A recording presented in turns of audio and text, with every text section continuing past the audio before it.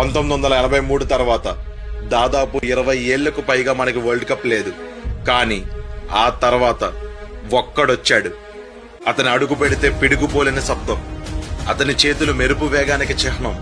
అతను గెలుపనే వేట మొదలు పెడితే విజయం సాధించాకే తిరిగి వస్తాడు. అలా కేవలం 6 సంవత్సరాల్లోనే 3 ఐసీసీ ట్రోఫీలు గెలిచాడు. క్రికెట్ చరిత్రలో 300 మందికి పైగా కెప్టెన్సీ చేశారు. కానీ 3 ఐసీసీ ట్రోఫీలు గెలిచిన ఒకే ఒక్క కెప్టెన్ మహేంద్ర సింగ్ ధోని. అతను ఛేదించలేని టార్గెట్ లేదు. అతను వికెట్లు వెనక ఉంటే ధైర్యం చేసి ముందుకెళ్లే బ్యాట్స్మెన్ లేడు. అతను క్రికెట్ వదిలి వెళ్లిపోయినా క్రికెట్ అతన్ని వదలలేదు. అతని పేరు వినిపించిన, అతని స్క్రీన్ పైన కనిపించిన అభిమానుల అరుపులతో స్టేడియం దద్దరిల్లిపోతది.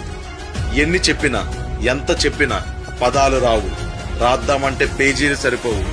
అతని పేరు తలుచుకుంటే వచ్చే ఫీలింగ్, అతన్ని చూస్తే వచ్చే ఆనందం వర్ణించలేనిది.